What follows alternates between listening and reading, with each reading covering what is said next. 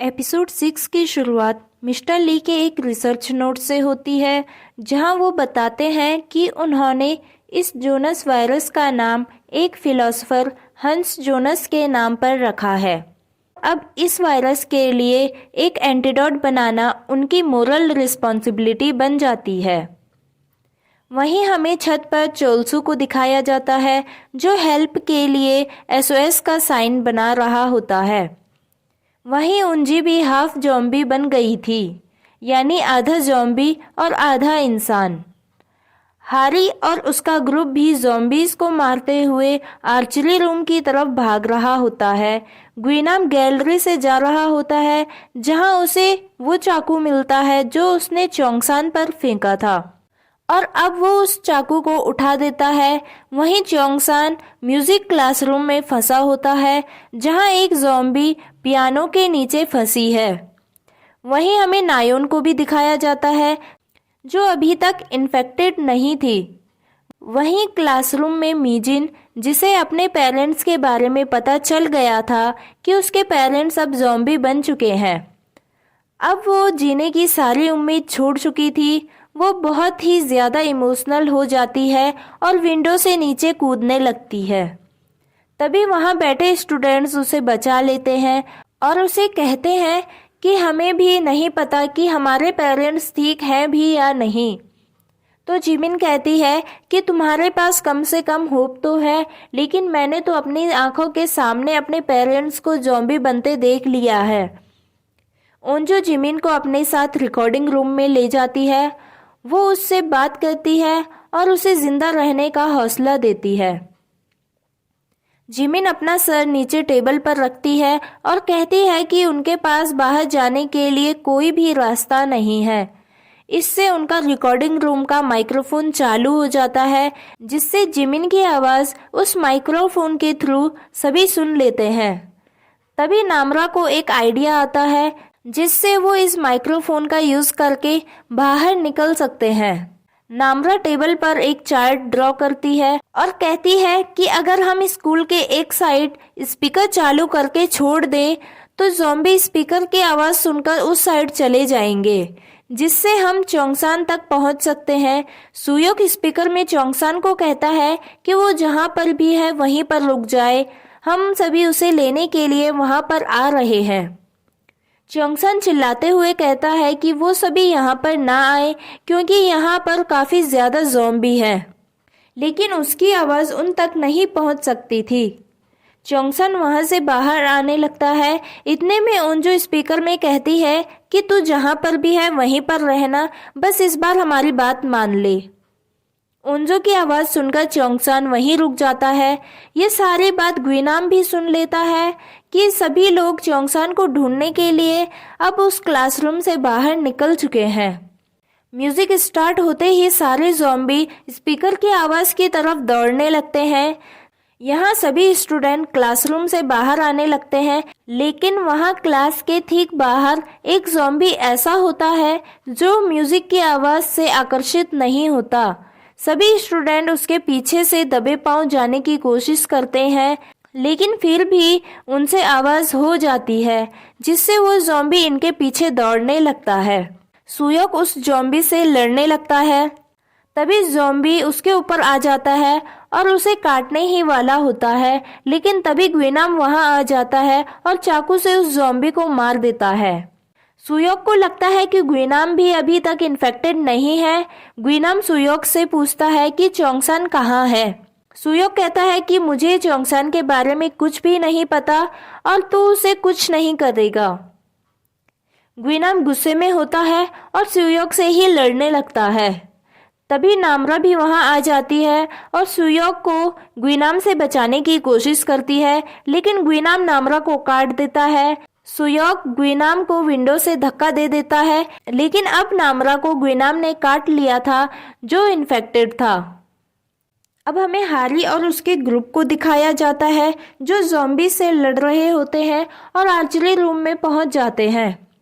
अंदर जाने पर उन्हें पता चलता है कि जिमिन के फ्रेंड जुनसोंग को पेट में लग गई है और वो बुरी तरह से इंजर्ड हो चुका है। यहाँ हारी कॉल करने की कोशिश करती है, लेकिन इमरजेंसी कॉल की लाइंस भी काट दी गई थी।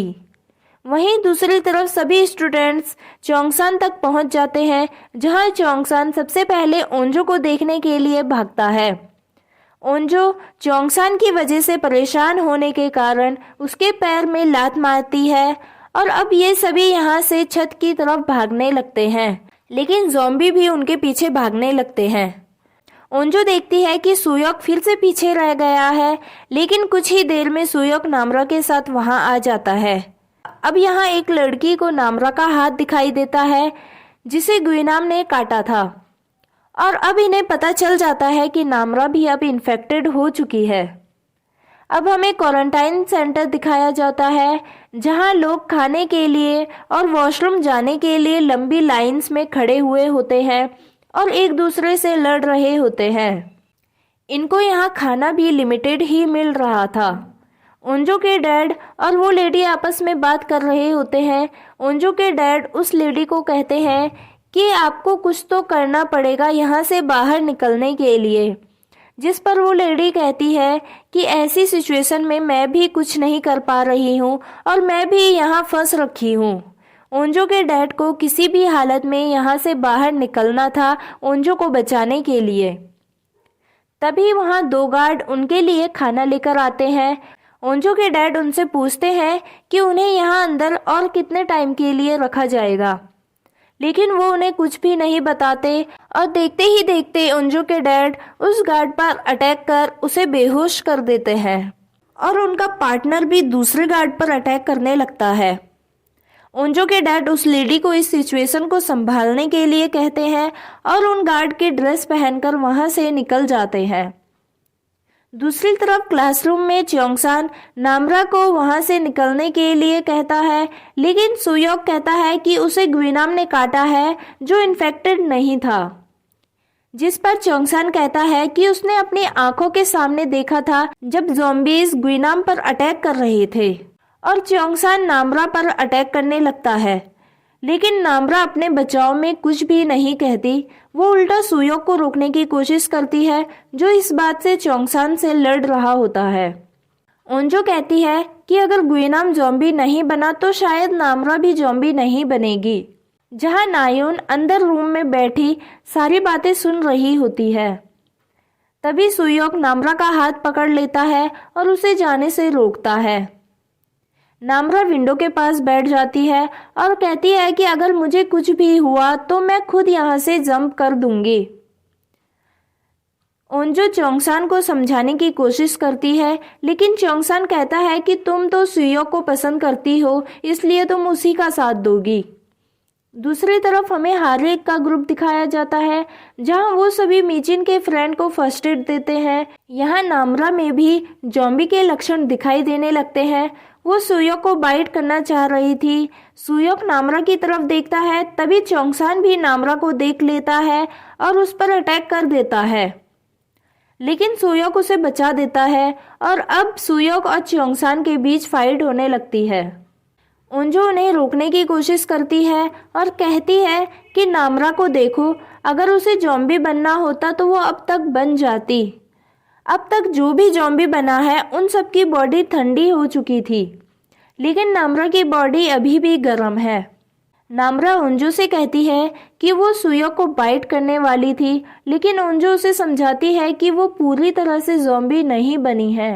वहीं एक लड़की कहती है कि नामरा को यहाँ से बाहर जाना चाहिए। नामरा वहाँ से जाने लगती है, लेकिन सुयोक उसे रोक देता है और उसका हाथ अपने हाथ से बांध देता है ताकि वो कहीं ना जा सके। अब हमें चोंगसान की मॉम का रेस्टोरेंट दिखाया जाता है, जहां डिटेक्टिव और पुलिसमैन दोनों वहां से भागने की तैयारी करते हैं, लेकिन बाहर बहुत ज़्यादा ज़ॉम्बीज थे। डिटेक्टिव बच्चे को अपने जैकेट के अंदर छुपा लेता है। ये लोग बाहर निकलते हैं और स्कूटी को स्टार्ट करने की कोशिश करते हैं। तभी वो पीछे देखते हैं, जहां बहुत सारे ज़ॉम्बी इनकी तरफ भाग रहे होते हैं और उनके साथ एक छोटी बच्ची भी वहां आ जाती है जो इन्फेक्टेड नहीं थी, और ये उस बच्ची को लेकर दोबारा रेस्टोरेंट के अंदर चले जाते हैं। छोटी बच्ची ज़ोर ज़ोर से रोना स्टार्ट कर देती है और बाहर की तरफ इशारा करती है। जहां इसके पेरेंट्स भी अब ज़ॉम्बी बन चुके थे। डिटेक्टिव बच्ची को चुप कराता है और उसे अपने साथ ही रख लेता है। वहीं क्लासरूम में बैठे स्टूडेंट्स को अब बहुत ही ज़्यादा भूख लगने लगती है। वहीं दूसरी तरफ नायुन जिस रूम में बैठी थी वहाँ काफ़ी फूड स्टोर था, लेकिन वो चुपचाप बैठी रहती है और उन्हें कुछ नहीं बताती।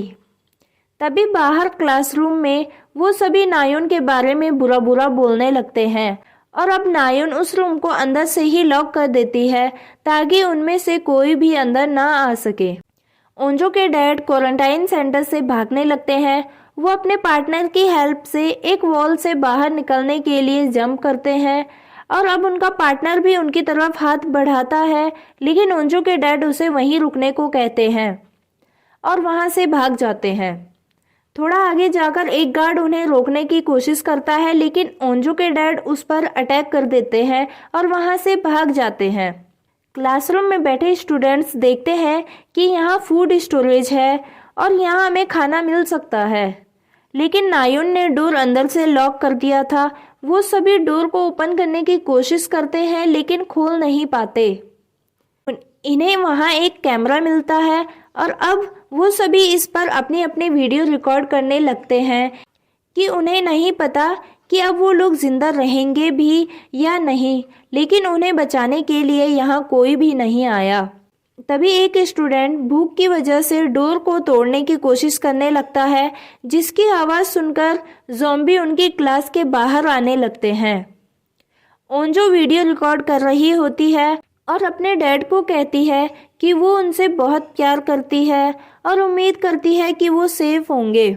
वो चाहती है कि उसके डैड उसे बचाने के लिए वहां आए।